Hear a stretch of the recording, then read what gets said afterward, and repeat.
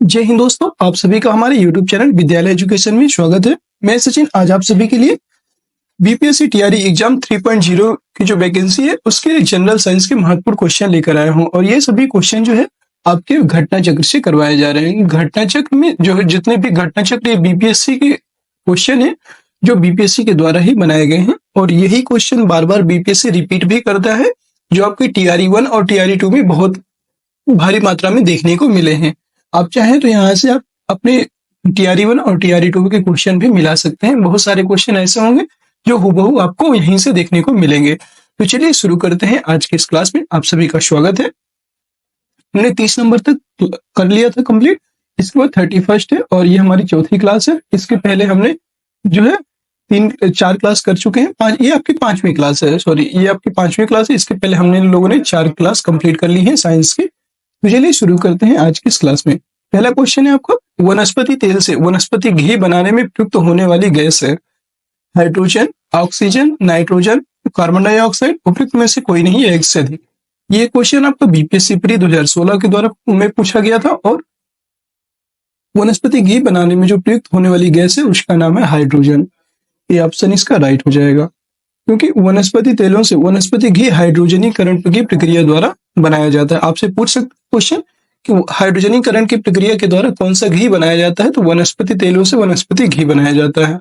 और निकेल जो है बारीक चूर्ण उत्प्रेरक उपस्थिति में वनस्पति तेलों के साथ हाइड्रोजन गोचा बनाती है और यह क्रिया तेलों के हाइड्रोजनीकरण कहलाती है। याद रखिएगा, अगर हाइड्रोजनीकरण की प्रक्रिया में पूछे उत्प्रेरक का कार्य कौन करता है, वो है आपका निकेल। याद रखिएगा, निकेल इसमें जो है हाइड्रोजन की उपस्थिति में जो है उत्प्रेरक की क्रिया का कार्य करता है, याद रखेंगे।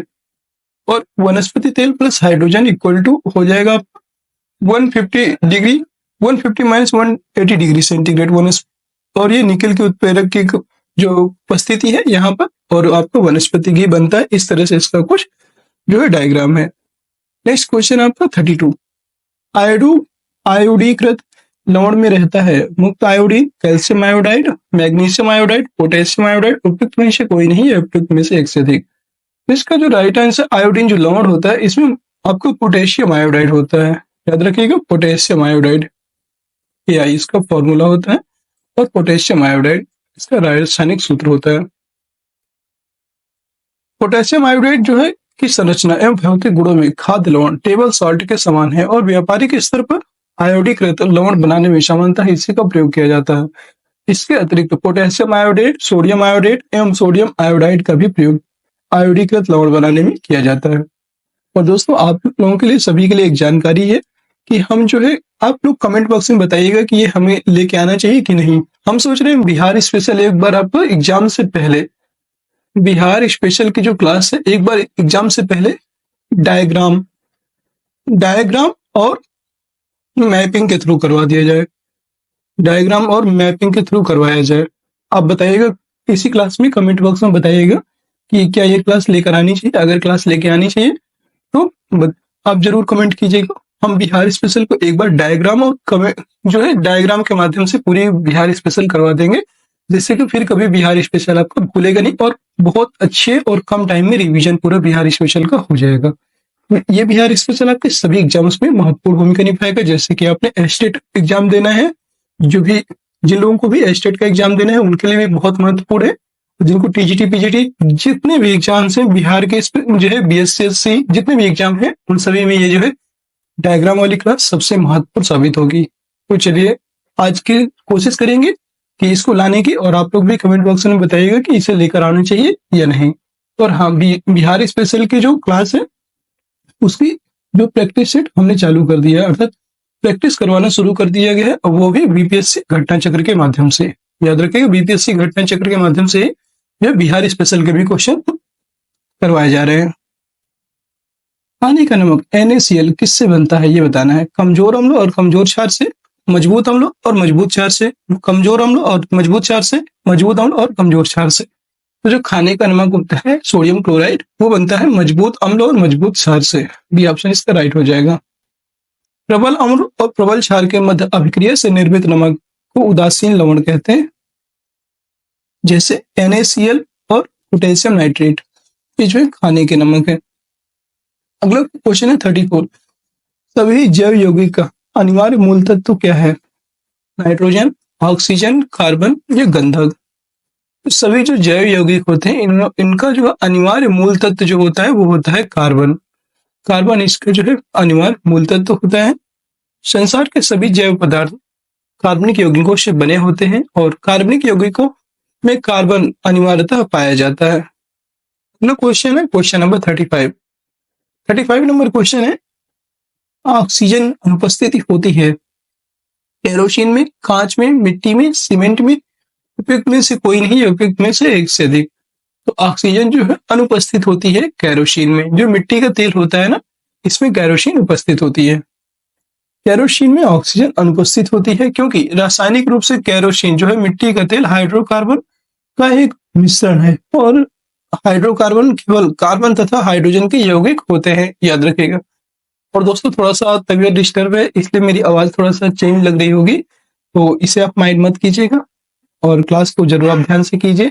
बस यही चाहते हैं, क्योंकि आप लोगों के एग्जाम बहुत पास आ चुके हैं तो गैप नहीं कर सकते। जो हमने बोला है कि आपके एग्जाम को जो है कंप्लीट करवाना है सारा सिलेबस, वो हम करवा के रहेंगे। थोड़ा सा आवाज कल से तो मतलब थोड़ा तबीयत सही नहीं है, बारिश वगैरह की वजह से भीग गए थे तो इस वजह से थोड़ा सा सर्दी हो गया है। बट फिर भी हम लोग कंटिन्यू वीडियो लेके आएंगे आप लोगों के लिए, ताकि आप लोगों को थोड़ी सी भी हेल्प मिले।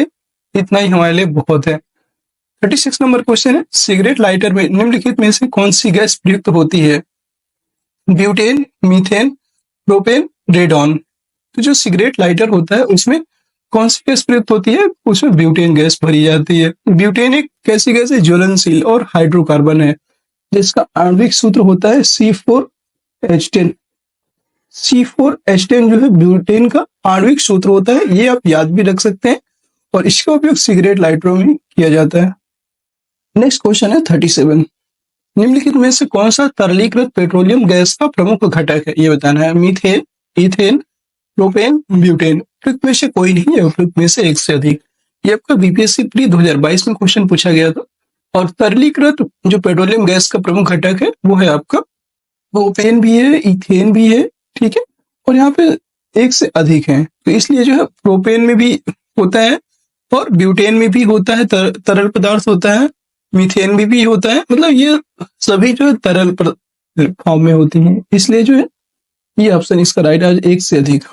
देखिए, तरलीकृत पेट्रोलियम गैस एलपीजी के मुख्य घटक ब्यूटेन लगभग 65% और प्रोपेन लगभग 35% होते हैं और इसमें अन्य हाइड्रोकार्बन जैसे इथेन भी अल्प मात्रा में हो सकते हैं, तो इस वजह से इसका राइट आंसर एक से अधिक हो जाएगा। अगला क्वेश्चन है क्वेश्चन नंबर 38। प्राकृतिक रबर किसका बहुलक है? Isoprene, styrene, vinyl, estate, propene? उपयुक्त में से कोई नहीं है, उपयुक्त में से एक से अधिक। ये आपका 65वें बीपीएससी प्री 2019 में क्वेश्चन पूछा गया था। और जो प्राकृतिक रबर आइसोप्रीन का बहुलक होता है। अब बहुलीकरण क्या होता है? बहुलीकरण वह अभिक्रिया है जिसमें एक ही प्रकार के एक से अधिक अणु आपस में जुड़कर कोई अधिक अणुभार वाला बड़ा अणु बनाते हैं।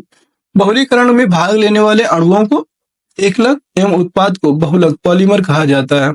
आइसोप्रीन का बहुलक प्राकृतिक रबर है और आइसोप्रीन एक कार्बनिक पदार्थ है जिसका सूत्र होता है CH2 equal to 3CH3 CH equal to CH2। ये इसका फॉर्मूला होता है आइसोप्रीन का। नेक्स्ट क्वेश्चन है आपका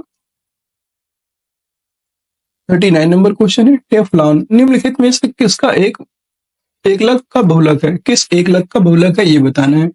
tetrafluoro ethylene, vinyl chloride, chloroprene, acetylene dichloride? उपयुक्त में से कोई नहीं है, उपयुक्त में से एक से अधिक। ये आपका बीपीएससी प्री 2016 में पूछा गया क्वेश्चन है और टेफ्लॉन जो है आपका ये टेट्राफ्लोरो एथिलीन का एक एकलक का बहुलक है। ये क्वेश्चन इसलिए इतने इंपॉर्टेंट है क्योंकि यहाँ से देखिएगा बीपीएससी TRE1 और TRE2 दोनों से यहाँ से रबड़ या जैसे इस चैप्टर से हमेशा क्वेश्चन पूछे जाते हैं, तो अगर आप पढ़े रहेंगे तो आपका क्वेश्चन जल्दी बन जाएगा। पिछली बार बेंजीन से क्वेश्चन आया था, इसलिए जो है ये बहुलक वगैरह से क्वेश्चन पूछे जाते हैं। TRE1 में एसिटिलीन से क्वेश्चन पूछा था। इस तरह से आपको याद रखना है, सारे क्वेश्चन आपको माइंड में रखना है। जब आप 1 से 2 बार कोई क्वेश्चन पढ़े रहते हो तो वहां पे आपको ऑप्शन देख के याद आ जाता है। पॉलीटेट्राफ्लोरोएथिलीन PTFE को आमतौर पर टेफ्लॉन के नाम से जाना जाता है। और PTFE अर्थात पॉलीटेट्राफ्लोरोएथिलीन एक ठोस फ्लोरोकार्बन है। इसका घनत्व 2.2 ग्राम पर सेंटीमीटर क्यूब होता है और इसका गलनांक लगभग 327 डिग्री सेंटीग्रेड होता है और यह विशेषता बर्तनों पर ना चिपकने वाली नॉन स्टिक सतह के रूप में प्रयुक्त होता है। अगला क्वेश्चन है 40 नंबर। बेकेलाइट निम्नलिखित में के संघनन से बनता है। जो बेकेलाइट होता है ये किसके संघनन से बनता है? यूरिया एवं फॉर्मेल्डिहाइड, फिनॉल तथा फॉर्मेल्डिहाइड, फिनॉल तथा एसिटाल्डिहाइड, मेलानिन, मेलामिन एवं फॉर्मेल्डिहाइड। उपयुक्त में से कोई नहीं है, उपयुक्त में एक से अधिक। ये क्वेश्चन भी बीपीएससी प्री 2016 में क्वेश्चन पूछा गया था। और जो बेकेलाइट होता है ये आपका फिनॉल और फॉर्मेल्डिहाइड इन दोनों से मिलकर के बना होता है। बी ऑप्शन इसका करेक्ट हो जाएगा। बेकेलाइट एक आरंभिक प्लास्टिक है। इसका रासायनिक नाम पॉलीऑक्सीबेंजाइल मेथिलीन ग्लाइकोलेन हाइड्राइड है और यह थर्मोसेटिंग फिनॉल फॉर्मेल्डिहाइड रेजिन होता है। जो फिनॉल और फॉर्मेल्डिहाइड से संघनन प्रक्रिया कंडेंसेशन रिएक्शंस के फलस्वरूप बनता है और इसकी खोज जो है 1907 से 1909 के मध्य बेल्जियम के रसायनज्ञ लियो बेकेलैंड ने की थी। इसकी जो खोज है लियो बेकेलैंड ने की थी, इसलिए इसका नाम भी बेकेलाइट पड़ गया। अगला क्वेश्चन है 41। ट्राइग्लिसराइड क्या है? प्रोटीन, कार्बोहाइड्रेट, वसा, खनिज। उपयुक्त में से कोई नहीं है, एक से अधिक। तो ट्राइग्लिसराइड जो है ये क्या होता है? ये एक प्रकार का वसा होता है। ठीक है, ट्राइग्लिसराइड एक प्रकार की वसा है और यह जो है शरीर में पाया जाता है। एक तरह से जैसे ट्राइग्लिसराइड शरीर में पाया जाने वाला वसा फैट का एक प्रकार है। हमारा शरीर भोजन से प्राप्त अप्रयुक्त ऊर्जा को ट्राइग्लिसराइड में परिवर्तित कर देता है और ट्राइग्लिसराइड वसा कोशिकाओं जो फैट सेल्स होती हैं उनमें संचित होता है।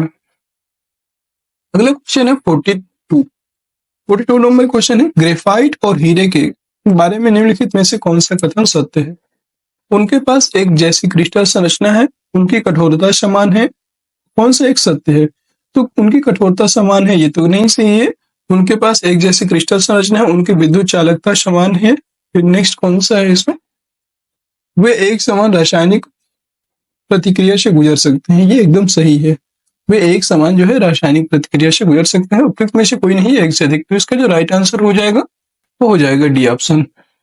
ग्रेफाइट और हीरा दोनों ही कार्बन के अपर रूप होते हैं और जिनकी क्रिस्टलीय संरचना अलग अलग होती है। ठीक है, कार्बन की क्रिस्टल संरचना अलग और हीरे की अलग होती है। हीरा जहां प्राकृतिक रूप से प्राप्त सर्वाधिक कठोर पदार्थ है, वहीं ग्रेफाइट जो कम कठोर होता है। ग्रेफाइट की विद्युत चालकता हीरे से अधिक होती है। ग्रेफाइट और हीरे दोनों के कार्बन सहसंयोजी बंधों से बने होने के कारण उनके रासायनिक गुण समान होते हैं और वो एक समान रासायनिक प्रतिक्रिया से गुजर भी सकते हैं। अगला क्वेश्चन है 43। पुलिस द्वारा नशे में गाड़ी चलाने वाले की सांस की जांच के लिए फिल्टर पेपर पर क्या होता है? वेरी इंपॉर्टेंट क्वेश्चन है, आपको पता भी होना चाहिए और ये वैसे भी इंपॉर्टेंट है। तो potassium dichromate, sulphuric acid, potassium permanganate, sulphuric acid, silver nitrate, लेपित सिलिका जेल, हल्दी। उपयुक्त में से कोई नहीं है, एक से अधिक। इसमें जो है आपका जो फिल्टर पेपर होता है उसमें पोटेशियम डाइक्रोमेट और सल्फ्यूरिक एसिड की जो है पेपर होती है उसमें।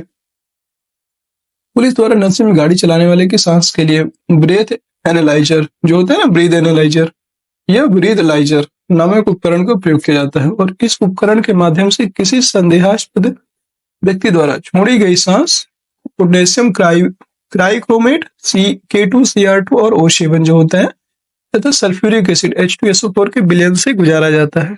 ब्रीथलाइजर में लाल बोरा पोटेशियम डाइक्रोमेट विलयन एल्कोहल से अभिक्रिया कर हरे रंग में परिवर्तित हो जाता है और इस हरे रंग की तीव्रता के माध्यम से छोड़ी गई सांस में एल्कोहल की मात्रा का अनुमान लगाया जाता है। अगला क्वेश्चन है क्वेश्चन नंबर 44। घरेलू ईंधन के रूप में प्रयुक्त एलपीजी में मुख्यतः कौन कौन सी गैसें होती हैं? Methane, propane, ethylene, butane. उपयुक्त में से कोई नहीं है, एक से अधिक। इसमें जो है एलपीजी में जो है कई सारी गैसें होती है। प्रोपेन होता है और ब्यूटेन होता है। ठीक है, तो इसका जो राइट आंसर हो जाएगा उपयुक्त में से एक से अधिक, ये ऑप्शन इसका राइट हो जाएगा।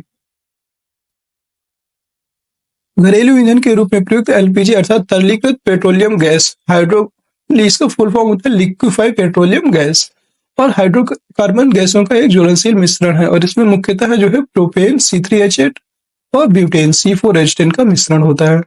एलपीजी के रिसाव की जो पहचान है इसके लिए उसमें कुछ गंध युक्त पदार्थ जैसे मरकैप्टेन आदि मिलाया जाता है। याद रखिएगा, अगर आपसे क्वेश्चन कई बार पूछा भी जा चुका है कि जो एलपीजी होती है घरेलू ईंधन के रूप में प्रयुक्त की जाती है उसमें गंध के रूप में क्या मिलाया जाता है, तो याद रखिएगा उसे मरकैप्टेन बोलते हैं, मरकैप्टेन। अगला क्वेश्चन है आपका क्वेश्चन नंबर 45। ग्रीन हाउस गैसों के मुख्य घटक होता है carbon dioxide, methane, nitrous oxide, ozone. उपयुक्त में से कोई नहीं या एक से अधिक। जो ग्रीन हाउस गैसें होती हैं उसमें मुख्य घटक के रूप में क्या होता है, तो उसमें मुख्य घटक के रूप में कार्बन डाइऑक्साइड भी होता है और ओजोन भी होता है, मीथेन भी होता है, ठीक है, और जलवाष्प भी होता है, नाइट्रस ऑक्साइड, ये सभी होते हैं। तो एक से अधिक इसका राइट आंसर हो जाएगा ई। ग्रीन हाउस गैसें वे हैं जो पृथ्वी, वातावरण तथा बादलों द्वारा उत्सर्जित ऊष्मीय अवरक्त विकिरण को अवशोषित एवं उत्सर्जित करती हैं। इनमें प्रमुख है CO2, कार्बन डाइऑक्साइड, जलवाष्प, नाइट्रस ऑक्साइड, मीथेन और ओजोन। ये सभी जो है ग्रीन हाउस गैसें हैं। अगला क्वेश्चन है 46। देखिए, ग्रीन हाउस से गैसों से क्वेश्चन आया था और ओजोन परत से भी क्वेश्चन पूछा जा चुका है, इसलिए जो ओजोन परत से भी क्वेश्चन आप पढ़ के जाइएगा। ग्रीन हाउस से भी क्वेश्चन पूछा गया है, यहाँ से भी आपको क्वेश्चन पूछा जाने की प्रबल संभावना है। ग्रीन हाउस गैसों के मुख्य घटक क्या होता है ये बताना है।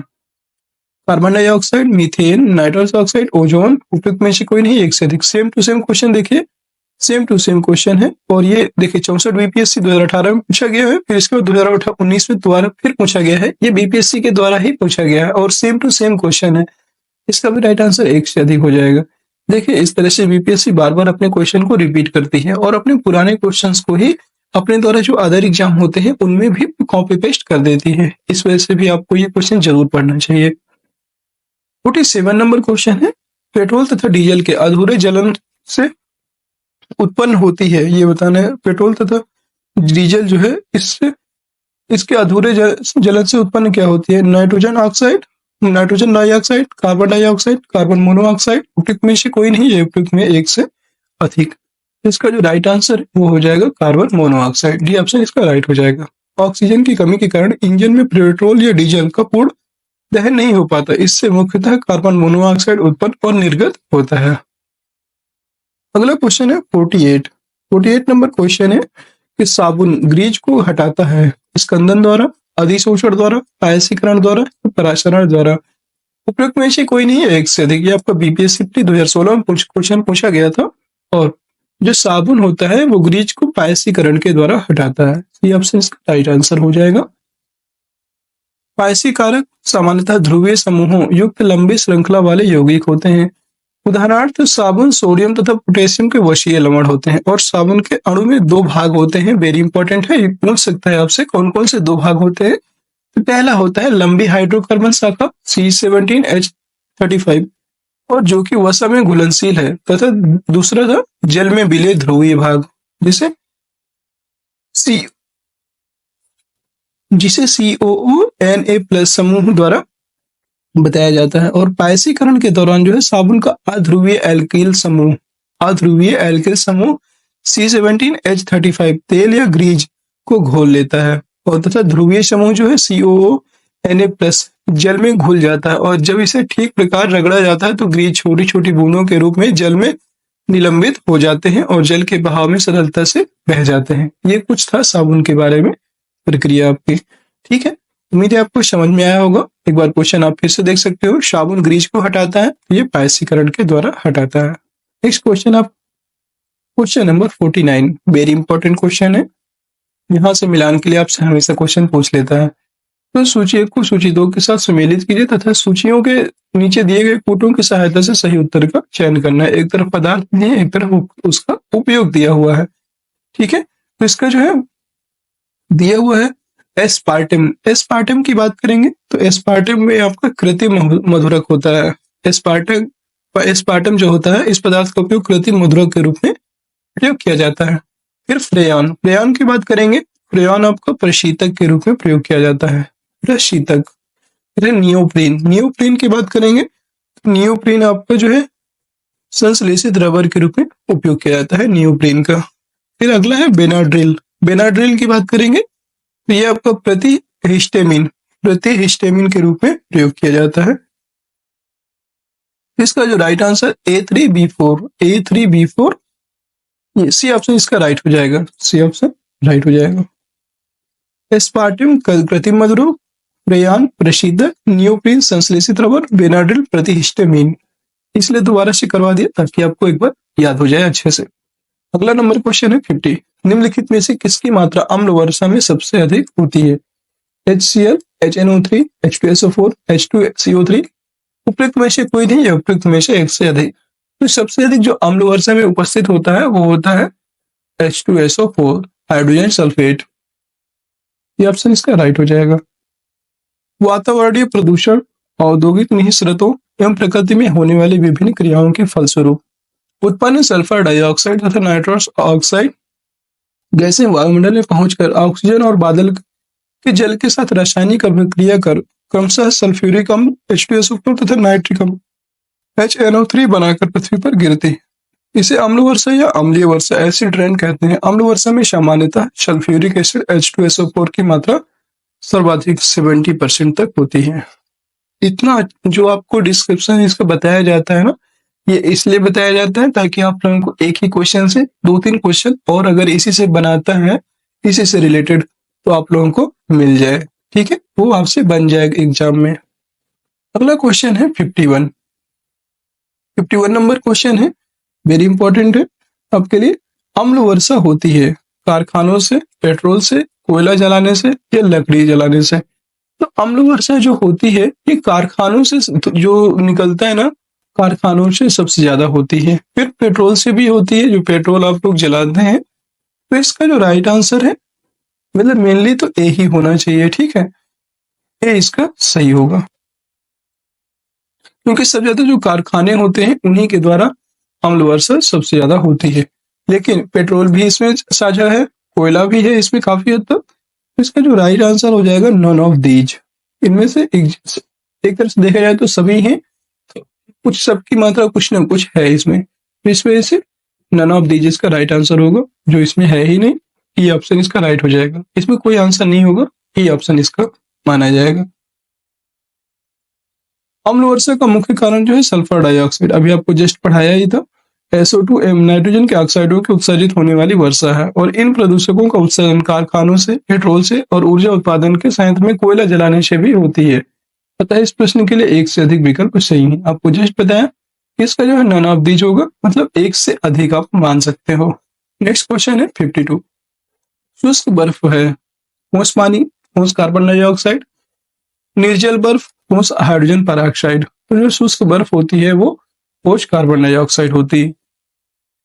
ठोस कार्बन डाइऑक्साइड बर्फ के समान दिखती है, अतः इसे शुष्क बर्फ कहा जाता है। शुष्क बर्फ बिना द्रव में बदले ऊर्ध्वपातित होकर कार्बन डाइऑक्साइड गैस में बदल जाती है। अगला क्वेश्चन है 53। निम्नलिखित में से किसे शुष्क बर्फ कहते हैं? अभी जस्ट बताया, डिहाइड्रेटेड बर्फ, पहाड़ों पर गिरने वाली प्राकृतिक बर्फ, ठोस कार्बन डाइऑक्साइड, ठोस कार्बन मोनोऑक्साइड। तो शुष्क बर्फ जो होती है वो होती है ठोस कार्बन डाइऑक्साइड। सी ऑप्शन इसका राइट हो जाएगा। अगला क्वेश्चन है 54। शुष्क बर्फ क्या है? ठोस कार्बन डाइऑक्साइड। अगला क्वेश्चन है 55। चूने का पानी किसके द्वारा दूधिया हो जाता है? वेरी इंपॉर्टेंट क्वेश्चन है। ठीक है, बहुत इंपॉर्टेंट है ये आपका बीपीएससी प्री 2020 में पूछा गया है। और जो चूने का पानी दूधिया किसके द्वारा होता है? Carbon monoxide, carbon dioxide, oxygen, ozone. तो ये जो है चूने का जो पानी है ये कार्बन डाइऑक्साइड के द्वारा दूधिया हो जाता है। चूने का पानी जो लाइम वाटर होता है ये कैल्शियम डाइऑक्साइड के तनु जलीय विलयन का सामान्य नाम है। जब कार्बन डाइऑक्साइड गैस को चूने के पानी से प्रवाहित करते हैं तो चूने का पानी दूधिया हो जाता है। अगला क्वेश्चन है 56। निम्नलिखित में से कौन सा सीमेंट का मुख्य घटक है? चूना पत्थर, सिलिका मिट्टी, जिप्सम, राख। उपयुक्त में से कोई नहीं है, एक से अधिक। आपको बीपीएससी प्री 2022 में क्वेश्चन पूछा गया है। और इसका जो सीमेंट के मुख्य घटक है वो चूना पत्थर भी होता है, सिलिका मिट्टी भी होती है, इसमें जिप्सम भी होता है, कुछ राख की मात्रा भी कुछ होती है, तो इसका जो राइट आंसर है 1 से अधिक होगा। ये ऑप्शन राइट हो जाएगा। सीमेंट के निर्माण में प्रयुक्त होने वाले मुख्य घटक चूना पत्थर, लाइमस्टोन तथा सिलिका मिट्टी होती है। और चूना पत्थर और सिलिका मिट्टी को एक साथ गर्म करने पर उनकी अभिक्रिया के फलस्वरूप सीमेंट क्लिंकर का निर्माण होता है। और इस क्लिंकर में जो है 2 से 3% gypsum calcium sulphate into 2H2O को मिश्रित करने पर सीमेंट का निर्माण होता है। तो इसका जो राइट आंसर हो जाएगा, आपको बता दें, 1 से अधिक। 57 नंबर क्वेश्चन है, एक कार बैटरी में प्रयुक्त विद्युत अपघट्य होता है हाइड्रोक्लोरिक अम्ल, सल्फ्यूरिक अम्ल, नाइट्रिक अम्ल या आशुद्ध जल। तो जो कार की बैटरी होती है उसमें विद्युत अपघट्य के रूप में सल्फ्यूरिक एसिड उपस्थित होता है। बी ऑप्शन इसका राइट हो जाएगा। कार में द्वितीयक सेल प्रयोग में लाया जाता है और द्वितीयक सेल में विद्युत अपघट्य के रूप में सल्फ्यूरिक एसिड के तनु अम्ल या तनु विलयन का उपयोग किया जाता है, जबकि इलेक्ट्रोड लेड ऑक्साइड तथा स्पंजी लेड की बनी प्लेटें होती हैं। इन बैटरियों को लेड संचायक अथवा संचायी बैटरी भी कहते हैं। कारों, ट्रकों और इन्वर्टरों में उपयोग होने वाली जो बैटरियां हैं, ये द्वितीयक बैटरियों के ही उदाहरण है। अगर आपसे कभी क्वेश्चन पूछ लेता है, ये क्वेश्चन ना पूछ करके ये पूछ ले कि जो कार ट्रक होते हैं उनमें किस प्रकार के कौन सी श्रेणी की बैटरियां होती हैं, तो द्वितीयक श्रेणी की बैटरियां इनमें उपस्थित होती हैं। ये क्वेश्चन आपसे बन सकता है। अगला क्वेश्चन है क्वेश्चन नंबर 58। निम्नलिखित में से किसमें कार्बन नहीं है? हीरा, ग्रेफाइट, कोयला, उपयुक्त में से कोई नहीं। तो इसका जो राइट आंसर हो जाएगा डी, उपयुक्त में से कोई नहीं, क्योंकि जो हीरा, ग्रेफाइट और कोयला तीनों कार्बन के ही अपर रूप हैं। इसका राइट आंसर डी हो जाएगा। अगला क्वेश्चन है 59। निम्न में से सबसे सख्त हार्ड कौन सा है? हीरा, ग्लास, क्वार्ट्ज, प्लेटिनम। आप सभी को पता है हीरा जो है सबसे कठोर प्राकृतिक पदार्थ होता है। ये ऑप्शन इसका राइट हो जाएगा। हीरा सबसे कठोर प्राकृतिक पदार्थ है। हीरे में प्रत्येक कार्बन परमाणु अन्य कार्बन परमाणुओं से प्रबल बलों द्वारा जुड़ा रहता है। इसके फलस्वरूप त्रिविमीय दृढ़ संरचना प्राप्त होती है। इसकी कठोरता के कारण इसका जो उपयोग है कांच को काटने और कठोर पत्थर में छिद्र करने वाले औजार को बनाने में किया जाता है। नेक्स्ट क्वेश्चन है आपका 60 नंबर है।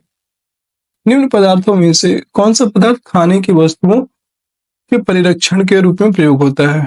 वेरी इंपॉर्टेंट क्वेश्चन है ये जो है।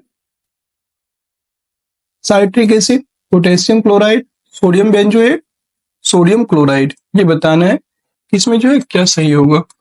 तो निम्न पदार्थों में जो कौन सा पदार्थ खाने की वस्तुओं के परिरक्षण में प्रयोग होता है वो होता है सोडियम बेंजोएट। सी ऑप्शन इसका राइट हो जाएगा। सोडियम बेंजोएट का प्रयोग खाने के परिरक्षण के लिए किया जाता है। और दोस्तों आज की क्लास आपकी यहीं तक 60 क्वेश्चन तक हमने आज कंप्लीट कर लिए और इसके आगे हम नेक्स्ट डे करेंगे। आज आपको क्लास कैसी लगी कमेंट बॉक्स में जरूर बताइएगा। अगर आपको क्लास पसंद आई है तो क्लास को लाइक कर दीजिए, आप लोग शेयर कर दीजिए और चैनल में नए हैं तो चैनल को सब्सक्राइब जरूर कर लीजिए, ठीक है, जिससे कि आगे आने वाली सभी वीडियो की नोटिफिकेशन आप सभी को मिल जाए। और एक चीज जरूर बताइएगा, आप लोगों को अगर बिहार स्पेशल मैप और डायग्राम के माध्यम से पढ़ना है तो कमेंट बॉक्स में जरूर बताइएगा। हम उसकी क्लास कल से स्टार्ट कर देंगे, जो आपके एग्जाम के पहले कोशिश करेंगे खत्म हो जाए, और नहीं तो पूरा जो है उससे आप लोगों का रिवीजन हो जाएगा जितना भी अभी तक आपने बिहार स्पेशल को पढ़ा है। ठीक है, मिलते हैं नेक्स्ट वीडियो में, तब तक के लिए जय हिंद, जय भारत।